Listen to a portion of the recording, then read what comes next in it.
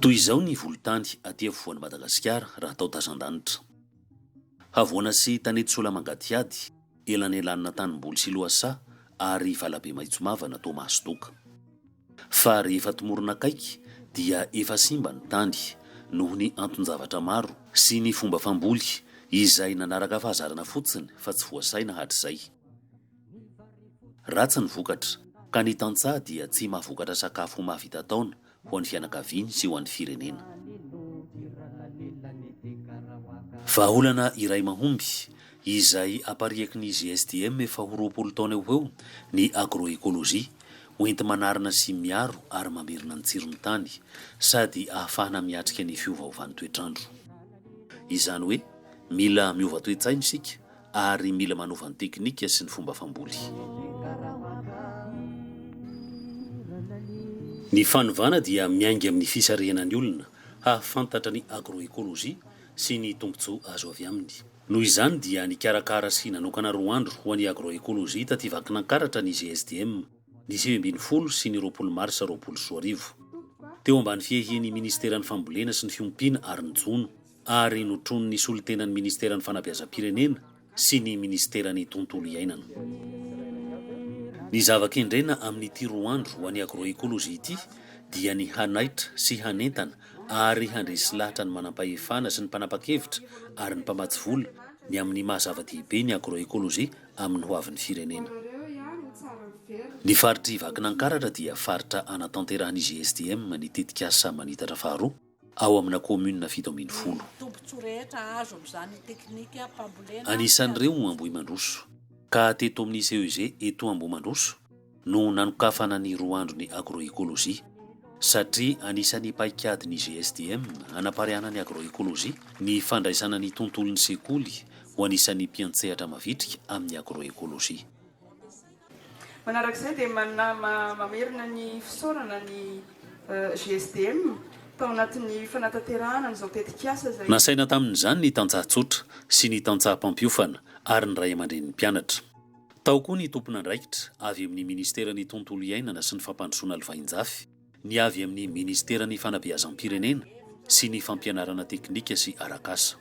Nanotrona ny havoriana ireo mpisehatra amin'ny fambolena sy ny fiompiana, ny fanabeazana sy ny fampianarana ary ny tontolo iainana. Nisy 90 mahery ny mpandray anjara.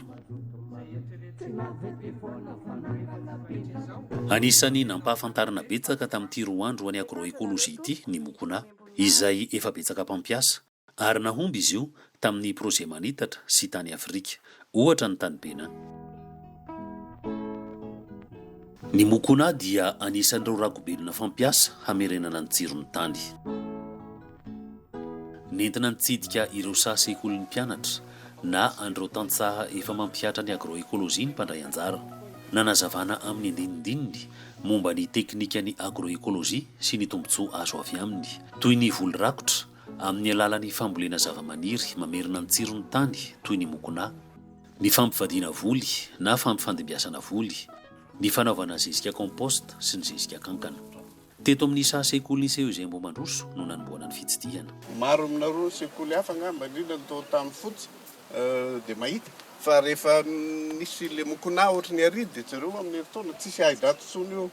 Ny tanjona dia ny hahafantaran'ny mpitsidika ny antsoina hoe fambolena voasaina sy halalinina arakaraka ny zavamisy sy ny fiovaovan'ny toetrandro na agriculture climato-intelligente izay haparika izy ireo any amin'ny toerana misy azy avy. Ny fanaovana ity zavatra ity dia marihana fa ny ankizy no nanao azy. 23 eo ny isan'ny mpianatra ny CEG Ambohimandroso. Mitantsorika azy ireo ny mpanabe efatra efa nahazo fiofanana tamin'ny GSDM sy ny OEMC. Liana ny mpitsidika mijery ny fandrombon'ny voly ataon'ny mpianatra, vary an-tanety aorian'ny mokona, vary an-tanety aorian'ny katsaka sy ny voanemba, vary an-tanety aorian'ny katsaka sy ny mokona, katsaka ampiarahana amin'ny mokona ary ao koa ny zezika kankana arahany fanazavana antsipiriny omeny teknisianina. Iza no ahitana an'io masomboly mokona io satria izay ny tena ilain'ny olona zany raha mahita an'ilay tetikasa ohatran' izao izy. Ny tetikasa manitatra dia mbola eo amin'ny taona ho avy ity dia misy masomboly be dia be vokariny ireo tantsaha namantsika aty amin'ny komuna Ambohimandroso. Tena liana amin'ny mokona ny mpitsidika. Sahabo ho 2 taona ny masomboly mokona napariaky ny GSDM taty vakinankaratra tamin'ny taona 2024. Tamin'ity taona 2024 ity dia mila ary mitady masomboly mokona hatrany amin'ny 10 taona ny tantsaha satria talanjony izy ireo noho ny nahita ny fahombiazan'ny mpamboly izay nanatsara ny tany tamin'ny mokona. Ary ny fampidirana ny agroekolojia any an-tsekoly dia nampitombo ny fahalalan'ny ray aman-dreny sy ny mpiara-monina izay nentan'ny mpianatra. Ho an'ny mpitsidika sasany kosa dia mety ho zava-baovao ny mokona ka maromaro ny mametraka fanontaniana rehefa mahita fomba famboly izay tsy dia mahazatra ny masony. Ohatra ny katsaka rakotry ny mokona izay mety heveriny fa mety hanempotra ny voly. Hazavaina azy ireo noho izany ny zavatra mety mampiahy. Ary mokona manadio ny tany dia amin'ny herintaona izy manao vary fotsiny eo anatrehany io. Ho an'ny olona milatsaatra zany dia natahorana io hoe sao dia maty eo ny katsaka io. Zay ny fijeriny io. Nefa io zavatra tsy vaovao fa zavatra natao tany alaka loatra taloha ela be zavatra efa nisy hatramin'izay. Fitsidiana manaraka eto amin'ny lalaina eo akaiky eo. I lalaina dia mamboly vary an-tanety amin'ny tany efa lonaky ny mokona. Tsy hoe mokona ihany ny voly rakotra fa maro be ny voly rakotra dia anisan'izany ny mokona, anisan'izany ny kazanisa. Dia hoe tsika zany hoe tsy hiasa n'ilay tany intsony, tsy kitika be loatra n'ilay tany intsony dia ato anaty vary tanety dia misy mametra-panontaniana hoe inona ary zany rakotra ato anaty vary tanety. Dia ny rakotra ato anaty vary tanety rakotra kazanisa izay mbola hitantsika eo ambony eo moa izy fa efa misy rakotra sady zany efa maniry ato anatin'ny vary tanety ato dia rehefa jinjaina ilay vary tanety dia manomboka mivelatra maniry amin'izay izy avy eo. Dia izay indray ny rakotra zany mba tsy hiasantsika ilay tany intsony. Dia rakotra lalandava ny tany ary mitana hamandona mandra-pilatsaky ny voalohanorana amin'ny taopambolena manaraka. Mamboly an-tanimbary koa ilalaina ary mampiasa ny zezika kankana ka ny mpitsidika dia afaka nampitaha ny toetoetry ny vary ampiasana ny zezika kankana sy ny vary ambolena amin'ny zezika simika. Nenay zany dia le approche paysan izy io ny développena niaraka tamin'ny Greta tany atsimo ary ampiasan'ny olona maro. Zany hoe ny paysan mampianatra amin'ny paysan. Momba ny zezika dia toerana roa no notsidihana. Dia tato amin'ny Daniel sy Dadakoto eto Antemitra, distrikana Antanifotsy. I Daniel dia nanajary sy nanatsara ny tranon'omby hahazoana zezika tsara sady tsy mifangaro amin'ny tany. Mifanolotra amina tanimboly izay ambolena zava-maniry isan-karazany ahafahana manao zezika compost sy zezika kankana. Na tsara aloha amin'ny zezika longry compost dia le voly an-tanety mba ahafahantsika manana zany resaka vary an-tanety, katsaka, legioma. Ato amin'ny Dadakoto tsy lavitra ny Daniel ny mpitsidika no nijery ny fomba fanaovana zezika kankana ankoatra ny fanatsarana ny tany amin'ny mokona. Dia angatahana teknisiana anatina trano kankana tsirairay. Le fiampina kankana dia reny tainombo tsy fangarony mihitsy zany ny tena atao aminy. Gaga ny mpitsidika nahita ny vary an-tanetiny Dadakoto izay efa mila handifotr'olona sady mavesa-bo satria lonaka be ny tany misy zezika kankana. Na lavahana tamin'ny angady kely aloha. Dia rehefa nilavahana tamin'ny angady kely dia nalefa le zezika dia nalefa amin'izay nalefa aloha le vary dia natao ambony ohatra zao angamba ny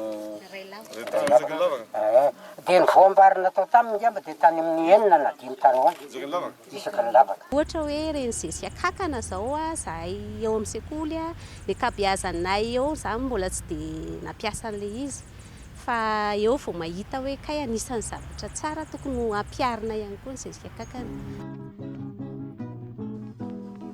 Aty amin'ny CEG aty Vinanin-Karena indray isika izao misy mpianatra 200 sy mpanabe 3 mitantsoroka azy ireo amin'ny agroekolojia.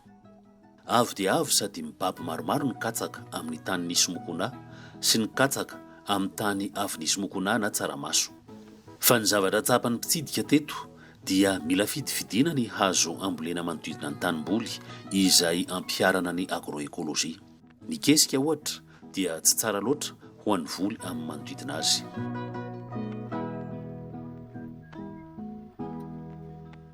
eo ampitandrefany arabe ny sekoly aina sekoly tsy miankina izay misy mpianatra 80 ampianarana ny agroekôlôjia. Teto indray dia nampitolagaga ny katsaka avo be sady mibaby hatramin'ny telo. Tena lava be, tena sady tsara ny lava, tsisy biby, tena tsisy ilay biby mihitsy ilay katsaka zany aloha hatreto na kely varaveta. Zavatra nahavarinany zareo zany, ratsaka nalala ny toetrandro teo zany, na ny toetrandro teo, dia mijery le atao izy zany, dia hoy zareo hoe to mampiteny moana ty zavatra ataonareo ty.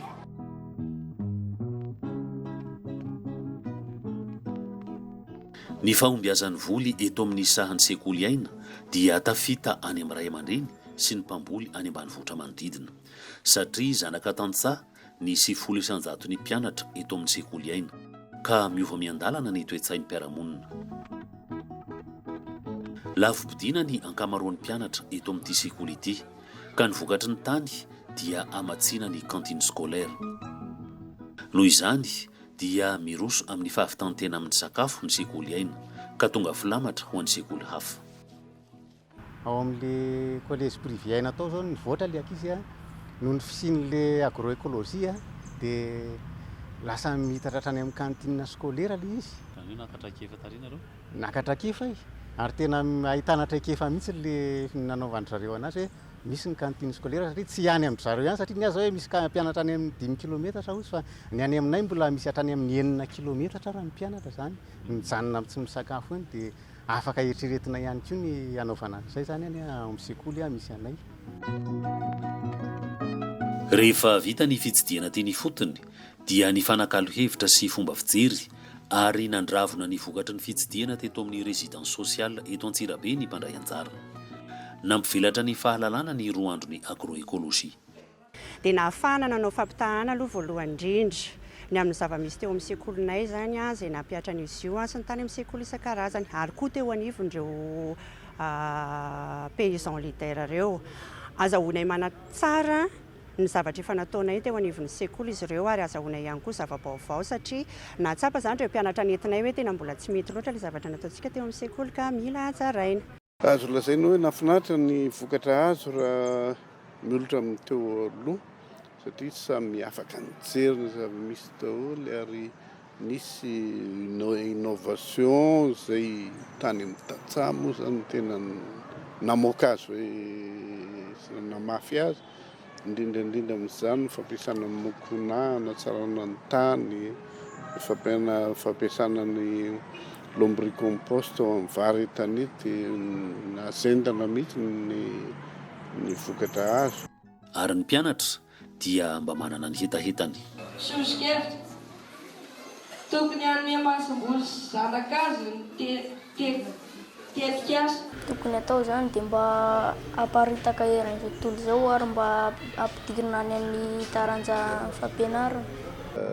Misy document maro zany manodidina an'io ahafahana mandresy lahatra tsy ny tantsaha ihany fa manam-pahefana koa dia ny tanjony amin'ilay sekoly moa dia hoe mba ampidiro any sekoly io anatin'ny fampianarana andavanandro mihitsy ary indrindra mpamatsy vola dia mampirisika an'io mihitsy ny hoe lara-pamena fampidiran'io any sekoly. Ny fijery azy dia mahavelom-bolo ary faharoa dia rariny tokoa ny sin'ilay andro anankiroa satria ahafantarany rehetra. Ao nefa mahafantatra, ao ny mbola tsy mahafantatra fa vao izao izany teknika izany. Mahavelom-bolo satria raha za manokana zao dia resaka vary resana dia faly tokoa raha nahita fa eny amin'ny tanety dia afaka mampakatra 5 taona l'hectare ny tantsaha ary ny tantsaha mihitsy no nijery azy. Nefa raha tena dinihina dia tsy zavatra tena hoe sarotra be. Mahavelom-bolo ny fiaonana izay ny fanakalozana traikefa satria ny roa andro ny agroekôlôjia dia nampitombo ny seraseran'ny tantsaha, ny mpanabe, ny mpianatra, ny mpiantsehatra amin'ny fambolena sy ny fiompiana ary ny tontolo iainana, ny ray aman-dreny, ny fokon'olona ahafahana manaparika haingana kokoa ny agroekôlôjia izay manarina sy mamerina ny tsiron'ny tany.